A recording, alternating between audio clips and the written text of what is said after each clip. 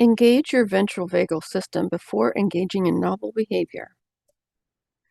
The ventral vagal system is referred to as the cruising brake. And these are things that shift you into ventral vagal. Eye contact. The truth of a person's emotional energy state is conveyed in the eyes. Familiar rituals. This is classical conditioning. In the familiar place or activity has been associated with good feelings. Deliberately doing the activity or going to that place brings good, relaxed feelings by association. Hypnotic trance. There is a reason that almost all trance induction has in common suggestions about warmth, sleepiness, and heaviness. These are the main feelings of parasympathetic dominance. Avoiding deadlines and falling asleep. Schedules and deadlines are a man-made threat that make doing something into a survival behavior. Doing things out of direct desire or sense of readiness allows the body to work at its own pace and rhythm. Falling asleep is a letting go of goals, of doing, and of control. Taking naps at midday is more than a way to get extra hours of sleep. It's a way to double one's opportunities to fall asleep. Sometimes one is too exhausted to fall asleep.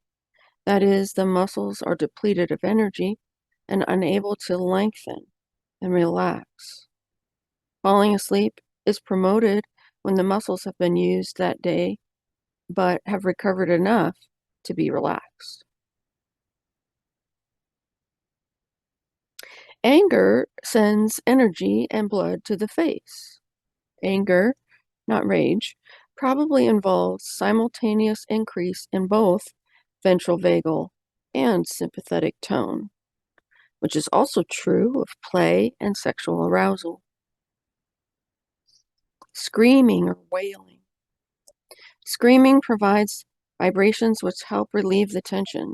Screaming is a sign of distress to others, but it prevents the distress from becoming locked in the body. It's important not to growl in low tones. Low tones come from tensing the vocal cords.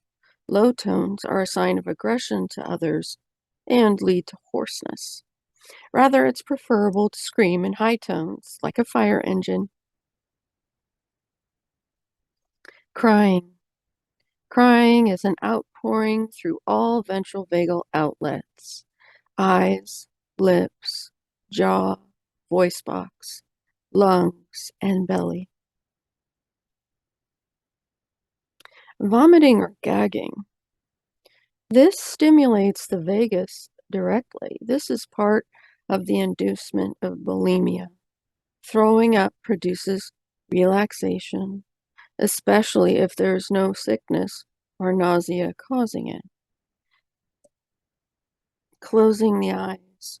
Most threats are perceived by vision. A person that's always vigilant for threats has trouble closing the eyes. Also, if vestibular function is diminished, the eyes are employed in compensating for poor balance. Lengthening the muscles. Tense muscles are both a cause and a result of sympathetic activation. Lengthening muscles seems to be a major method of hatha yoga. Moderate exercise can discharge tension without inducing a state of struggle. Functional breathing is basically slow and easy abdominal breathing. Sunbathing. Sunbathing has been practiced for centuries. All energy on earth comes from the sun. Classical music, to appreciate music. And listening. Listening is more than taking in the minimum information necessary to neutralize a threat. It requires an attunement.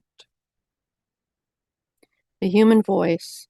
The voice of another will be comforting for many, but for others, it may be experienced as a threat, depending on the person and the tone. Touch. Touch releases oxytocin and perhaps transfers something person to person. The parasympathetic nervous system can also be supported with yin yoga. Here we see the child's pose and the corpse pose. Two more yin yoga postures are legs up the wall and standing forward bend.